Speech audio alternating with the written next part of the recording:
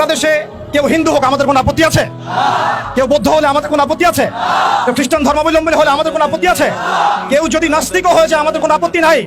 কিন্তু নাস্তিকতার দোহাই দিয়ে সেই লেভেলকে ব্যবহার করে যখন আপনি আল্লাহ এবং তার রাসূলের শানে কটূক্তি করবেন, আমাদের আপত্তি তখনই আমরা ঘরে চুপ করে বসে থাকবো না ইনশাআল্লাহ। আপনি নাস্তিক হয়ে জাহান্নামে যান, আমাদের কোনো আপত্তি নাই। কিন্তু নাস্তিকতার আদলে আপনি মুসলিমদের সেন্টিমেন্টকে আঘাত করতে পারেন না। আপনি কোন ধর্মের তাবেদার হয়ে ইসলাম ধর্মকে কটূক্তি করতে পারেন না। আপনি ইসলাম ধর্মের এবং তাওহীদি জনতার সেন্টিমেন্টে আঘাত করতে পারেন না। আমরা নবী সাল্লাল্লাহু আলাইহি ওয়াসাল্লামের স্পষ্ট হাদিস শুনিয়েছিলাম, আপনাদের সবার মনে আছে, মান সাব্বা নাবিয়ান ফাকতুলু, মান সাব্বা নাবিয়ান ফাকতুলু, মান সাব্বা নাবিয়ান।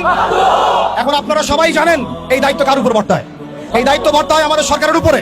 সরকার মুসলিম হোক, অমুসলিম হোক, ইন্টারিম হোক অথবা দলীয় সরকার হোক, যে কোনো সরকারি হোক না কেন, তার উপরে দায়িত্ব বর্তায় তারা যেন খাতেমে রাসূলের বিচার করেন, তারা যেন আল্লাহ দ্রোহীদের বিচার করেন, তারা যেন ইসলাম বিদ্বেষীদের বিচার করেন, তারা যেন ইসলাম ফোবিয়া যারা ছড়ায় তাদের বিচার করেন। কিন্তু এখন পর্যন্ত আমরা তাদেরকে মামলা নিতে পর্যন্ত দেখি নাই।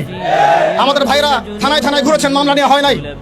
এই তথাকথিত গণতান্ত্রিক আইনের এবং এই তাগুতি সিস্টেমের মার পেছে খাতেমে রাসূলের মতো স্পর্শগত ইস্যুতে মামলা নেওয়া হচ্ছে না।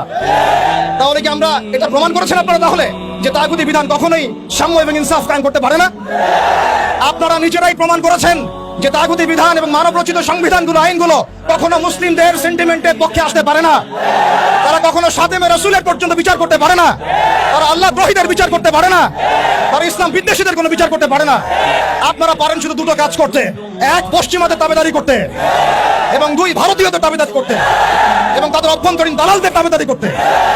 অতএব আমরা আবারও সতর্ক করতে চাই, এই সুস্পষ্ট হাদিসের উপরে আপনারা আমল করুন, অন্যথায় তাওহীদি জনতা শরিয়া আইন বাস্তবায়ন করার প্রক্রিয়ার দিকে হাঁটবে ইনশাআল্লাহ। ইয়া খিলাফা ইয়া শাহাদাত, হয় খিলাফত না হয় শাহাদাত, হয় খিলাফত না হয় শাহাদাত।